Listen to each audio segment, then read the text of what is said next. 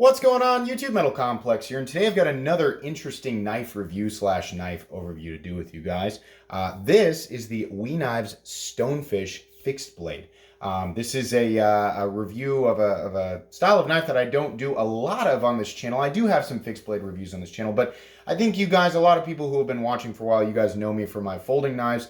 I don't have nearly as much experience with fixed blades, but I still kind of apply the same review style to them. So before we get moving here, if you guys seem to notice something different, there is something a little different, and it's the lighting.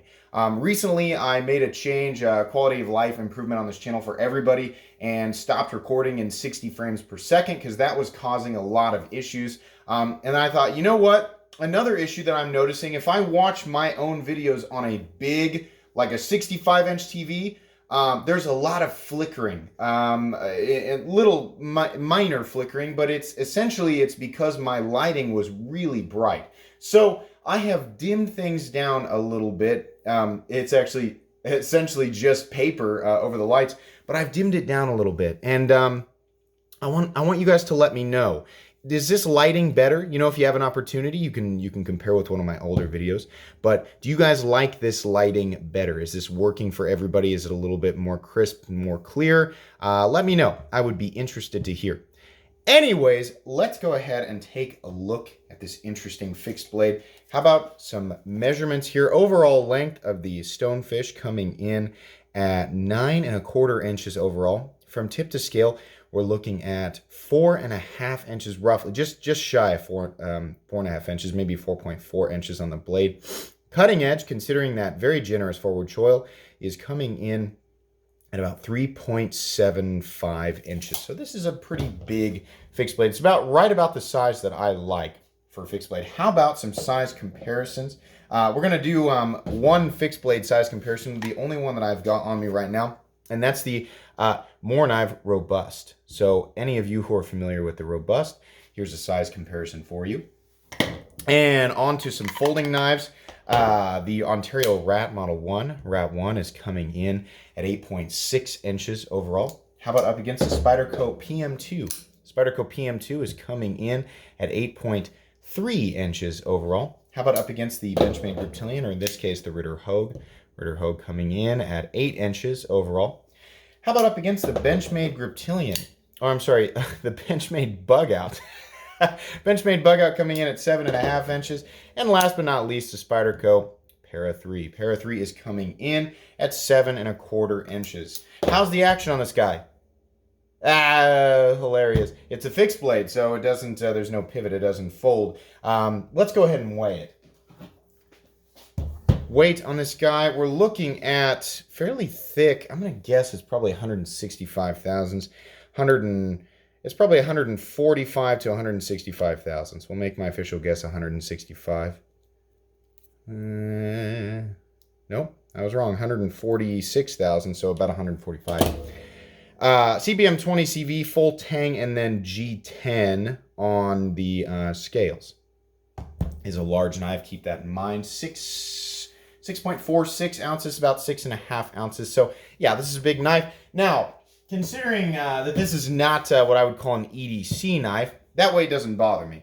On a fixed blade, you know, I'm really more concerned with balance, things like that. This knife seems to be balanced between the first and second finger position. Is about right there, maybe. Yeah, it's definitely a little bit butt heavy, so I have to move about right here. So this is about the point of balance. Interesting. But considering the setting you would carry this in, I mean, this is an outdoor camp tool. This is, you know, for hunting, for fishing, I mean, I suppose some people might carry it on them on a construction site. Not too many people are going to be EDCing a knife of this size. My point is that weight does not bother me. Let's go ahead and take a look at the blade here. We do have a very handsome tumbled drop point blade. You can see there the flat runs, it runs about 55 or so % down the length of the blade. Carries a good bit of that 145,000 stock thick spine out to the tip. It doesn't really start to heavily taper until about right here. So you've got plenty of strength out there at the tip. Because it drops so high, you do come down to a nice cutting edge. This is going to be a little bit more of a performer than your typical fixed blade, in my opinion. It's also using CPM 20 CV. I wasn't 100% sure what to think about that. And the reason is because when I think of fixed blade, I think of a tough blade, a blade that you might use for a few things outside of the realm of typical knife tasks, even though they're not really made for that. And I tend to prefer the idea, at least, because like I said, I don't have a lot of experience. The high carbon steels, your 1095s, maybe steels like CPM 3V or S35EN if I'm going to go stainless. 20 CV, initially I was like, this blade steel that favors edge retention and corrosion resistance, is that the right choice? But I talked to the few people and they said, CPM 20 CV and M390 204P have been used on fixed blades before, and they have good reports. It obviously depends on what you're using it on, what type of setting. I mean, stainless qualities are obviously good to have in a fixed blade. I mean, if you're going to be outside, you're going to be in the wilderness, chances are you're going to be around moisture. So that's a good element to have. Obviously, edge retention is another good quality to have. I suppose I also think about the ability to sharpen your knife out in the field. It's going to be a little bit harder with CPM 20 CV than a steel like S35VN or especially like 1095. But like I said, this isn't coming from real experience. It's just kind of my thoughts on the composition. Most people are telling me CPM 20 CV on a fixed blade does very well in a usage setting. Just think about what it is you're going to use the knife for, I guess is what I'm saying. CPM 20 CV is a very premium steel, and it is obviously adding to the overall cost of this knife, which we're going to talk about here later. This knife has a wonderful forward choil and a wonderful thumb ramp. This is very, very comfortable. In fact, ergonomics all the way around, despite being kind of forced into position here, are very good. The edges up here, they're nicely knocked down. There's nothing really sharp on the blade except for, of course, the cutting edge. And this jimping back here is enough to catch your finger and really hold it into place. But I like a good forward choil, especially on a fixed blade. There's going to be, obviously, there are better knives to use for little delicate whittling tasks or when you're making, I suppose, kindling. But if this is all you have on you, I would appreciate having a choil there depending on how I want to put my hand in any specific situation. I don't really like being forced into a position. Obviously, they want you to put your hands here, here, or here. The forward choil is fine, but I really would like this to be more rounded out and less, like you have to put your fingers here, just so I can kind of choose. If I want to be here, I don't want to be dealing with that point, especially considering it's balanced kind of right on that point. But it's not that big of a deal. Everything is nicely rounded off. You have some major contouring going on here, and there's nothing really sharp. It's very comfortable, absolutely. So that's a little bit of a nitpick. It's not a deal breaker. This little finger guard here is absolutely rounded off. So under some heavy pressure cuts, you're probably going to be wearing gloves, but if you're not, it's really not going to wear into your fingers all that bad. It's really just going to be these points right here where they've forced your hands are in a certain position. We have what I'm guessing are T8 body screws there, holding the scales in. Let's grab my handy dandy WIA bit selector, and of course my WIA magnetic driver. Two very inexpensive and very, very helpful items in terms of knife disassembly and maintenance. You can pick those up down in the description, along with a lot of the knives that I show on this channel every single day, whether they are expensive high-end production knives or some of the more budget-friendly knives. Everything is categorized down there. There's something for everybody, so if you've got an itch, feel free to use my description to scratch it. Anyways, T8, let's find out if we are correct. Yep. If we are correct. I feel like I'm making a joke there between WIA and we, but all the pieces are there. I'm just not sure how to put it into a complete joke. Oh my gosh. Talking to yourself is kind of weird. Anyways, I really like how smooth the G10 is on it. It's really nice. By the way, the G10 comes in 3 different colors. You can get black, you can get green, and you can get tan. It's kind of the industry standard for when a new knife, it's like black, green, tan. That's what we always get, but that's fine. That kind of covers a wide range of preferences for a lot of people. I'll tell you what I really like. I like the ever so slight shadow boxing of the tang. The tang sticks out just a little bit behind the G10 scales, and that looks nice. I honestly really like how that looks. I've always brought that up, on folding knives. I like it when the liners are, or the scales are shadow boxed by the liners. It just looks nice. That's a little thing. That's a preference thing. Some people aren't going to like that. You can feel it. So people who are going to be driven crazy by the fact that it is not seamless, I guess. It's not a fit and finish issue. They did that on purpose, but some people aren't going to like that. I do like the gear pattern back here. Sort of looks like a backspacer, but it's part of the tang. If you're going to hold it upside down for whatever reason, this is very comfortable and was obviously well thought out. Could the back of this break glass? Probably. I have no idea if it was designed that way or not, but it probably could. Taking a look at fit and finish here, how the scales line up, they are perfectly symmetrical. I mean, this is some precision made stuff. That's expected from WE. Anybody who's new to WE knives, yes, they are made in China. Their manufacturing, essentially their production, the end result is extremely accurate. Everything is always like darn near perfect. And that's just what I've come to expect. So I'm understating it a little bit, but I want to take some time to emphasize that if you are like, I don't know, do I want to make that purchase on a Chinese knife? For me, that feeling, of buying something that wasn't US made was balanced out by the amazing precision, fit, and finish of the end product. So maybe that'll help ease your conscience as well. Conscience.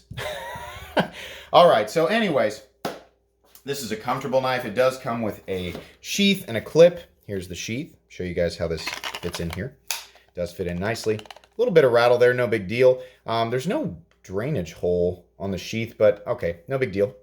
It does come back out pretty easily.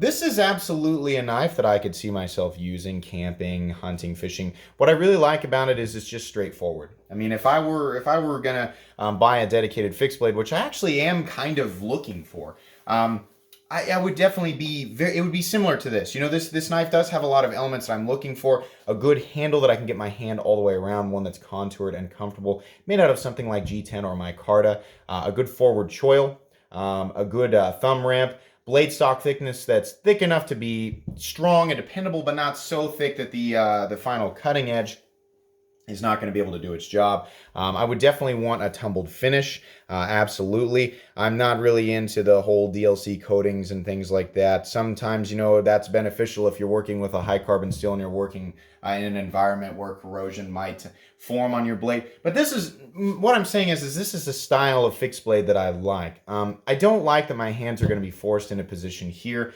but that's a minor nitpick. And I would prefer, this is just me, I would prefer S35VN on something like this, but many people will be happy with 20CV on this particular knife, and it's not really anything to complain about. Here's the one thing that's truly going to hold me back from purchasing this knife. It's the price. I looked up the price and I was shocked. This is a $250 fixed blade. Why does that shock me? Well, WE knives, when they first started, coming out into the open, they were making some incredible folding knives for reasonable prices, and people were still a little hesitant because we were new to the whole, China can make really good knives thing, and then it turns out, yeah, they can. And WE was kind of hovering around that $170, $180 mark, maybe $200 sometimes. A fixed blade made by WE should be, now, their prices kind of rose over time, but a fixed blade should, in my opinion, be less expensive. I mean, there's not anything hyper complicated going on here, and it's made in China, and it's a grand total of, it's 6 screws, 2 pieces of G10, and some 20 CV. It's made very, very well, and if you're like, hey, I got $250 to spend, I like how that looks, and I just wanted to hear if it was put together well, then yeah, you're going to be happy with this knife. But I'm thinking of a fixed blade that I reviewed here recently that really blew my socks off, the Chris Reeve Nyala. About the same size, does not have the issue with the forcing your fingers into position here, and it says 35VN and has a lot more to it in terms of the little details. It's got spine crowning, it's got just like the amazing texturing that's in the micarta. There's just a lot, there's just more going on with it, and that's made in the USA. by a legendary company, Chris Reeve Knives. Now a lot of people look at that and they go, well, you can get an amazing fixed blade for like $50. Both of those overpriced. Okay, fine. But what I'm saying is that a knife that I hold in really high regard, that does everything exactly right and is made in the United States and is made with, in my opinion, the right materials, things like that, is the same amount of money. I just don't agree with this. Honestly, I mean, and this might sound harsh. I'm seeing like 160, 165 here. And that's my gut instinct. If somebody were to say, I want every penny explained. I want you to sit down and explain exactly how you arrived at that price. I don't know. That's just how I feel. Some people might see 200 here. Some people might see 300 here, but I just feel like it's a little bit too expensive. It's very well made and it will serve its purpose. Like I said, if this looks good to you and you're like, I want that exactly just in black G10, then yeah, and if you've got the money and you can justify it, then you're going to be really happy with this. It's very well made. I just think it's a little bit too expensive. That's honestly what I think. This knife was provided to me by the Apex Pass-Around Group, so by extension, the manufacturer, We Knives themselves, so I appreciate that. I usually say this at the beginning. Obviously, that does not affect my ability to review it. If I don't like something or I think it's overpriced, I'll definitely say it. We Knives makes great stuff. This one just isn't going to do it for me on price, so it will go in my fixed blade review playlist, so if you're a fixed blade person, check out that playlist. Guys, that's going to be pretty much it for today's review. If you enjoyed this video or at least found it entertaining, please leave a like. If you'd like to check out my other content, I do, of course, have lots of videos of knives that are either expensive or inexpensive that I do or don't like, so check those out. And if you enjoy all my content, go ahead and click on this Metal Complex logo right here and subscribe because there's definitely more coming. Thanks again for watching, everybody, and have a great day.